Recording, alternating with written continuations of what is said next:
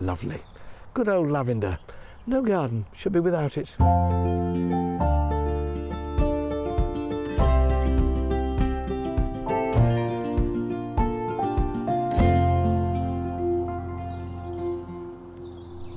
Perennials are the backbone of any garden.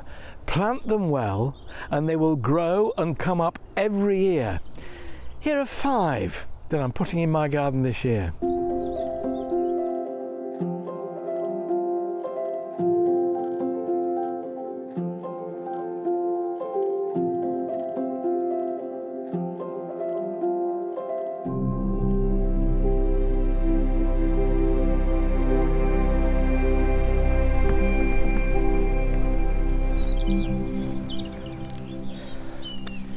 First out of the barrow, Scabious Pink Mist.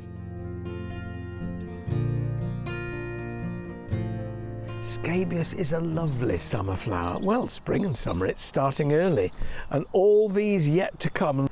Pincushion flower is its common name. Look in the centre there and you can see exactly why. Good green foliage, and this is a plant for sunshine and really well-drained soil. Whenever you're choosing a plant, find out what it likes best, give it that, and it will grow in spite of you, because it'll have all the conditions it needs. So sunshine, well-drained soil, and you'll enjoy these beautiful pink mist scabious flowers right the way through the summer. I'm going to pop this one in the kitchen garden, in the veg patch, because it'll attract the bees in, which will help to pollinate the peas and beans. So it's a kind of multi-purpose flower, really. Great at the front of a border, great in the veg patch.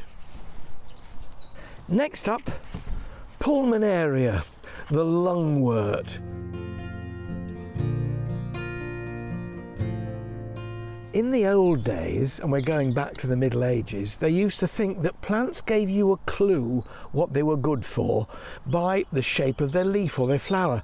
This leaf looks like a lung, apparently. I've never had a closer look at mine. So they called it lungwort and decided it was very good for diseases of the lung. Don't try it at home. It's a beautiful, beautiful early spring plant, not least for the leaves because they expand and they're covered in these white spots. But also in this variety, which has the lovely name of Twinkle, you get flowers which are both blue and pink. Very early flowering, but the leaves will then take over and be interesting themselves. And again, like the scabious, bees love this. Now this is a plant for fairly moist soil and dappled or even heavy shade. In full sun, it tends to wilt a bit, so try and give it a little bit of shade, and you'll have several weeks of these glorious flowers to be followed by a summer of spotty leaves. And it's going in a shady part in my garden, this one.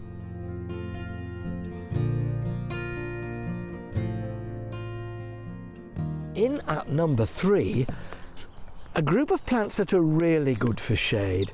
Ferns. Don't disparage them because they've got no bright flowers. These are really useful ground coverers in quite dense shade. If you have a spot where very little will grow and it's a bit rooty and only ivy seems to do well there, do try ferns. You'll find some of them are evergreen, and these leaves, or fronds as they are really with ferns, will stay on right the way through the winter.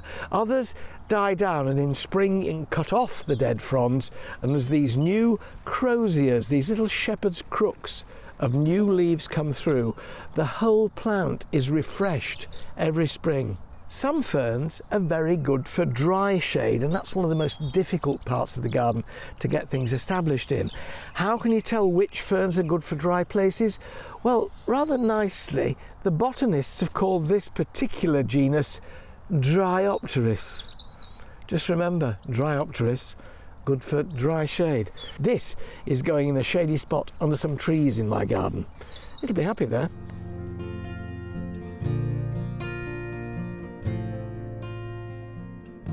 Every garden should have this. Lavender. The foliage, which is almost evergreen, smells like mentholyptus sweets. Really good for clearing your tubes. And then in summer, the flowers, which are lavender or pale pink or white, but I prefer the original lavender coloured lavender, purple flowers, beautiful and beloved of bees. This is another great plant to put in the veg garden where it will attract your pollinating insects. But anywhere else in the garden, in a really sunny spot, it will make a lovely low border. It only grows about a foot 18 inches high, that's about 45 centimetres in the lower varieties. There are one or two taller ones, but I don't like things like Hidcote Giant, only because the flowers flop over. But get Hidcote or Munstead and you'll find they're about that tall. The flowers make great lavender bags to stick among your smalls. Well-drained soil, bright sunshine, lavender will suit you down to the ground. This is going, again, I'm going to pop this in my veg patch, because then every time I walk in those raised beds I can, oh, lovely. Good old lavender. No garden should be without it.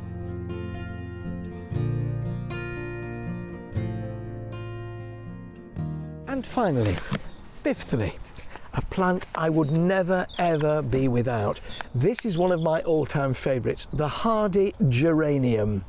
They vary in height between groundhoggers and this one, Wargrave Pink, which will grow to about 45 centimetres, 18 inches, smothered with bright pink flowers right the way through the summer. Fabulous ground cover.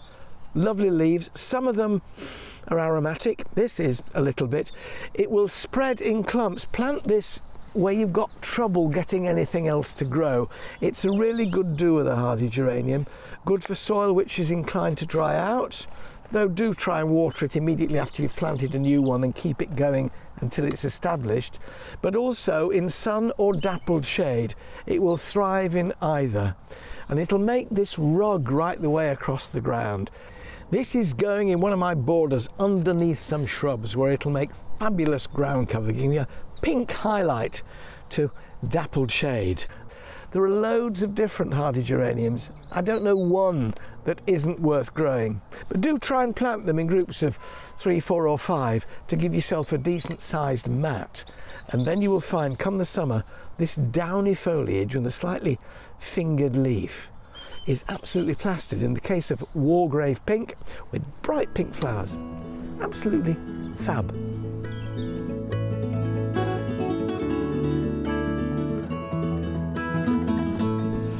So there you are, 5 plants, the Fab 5, which will be good in any garden and available in any good garden centre.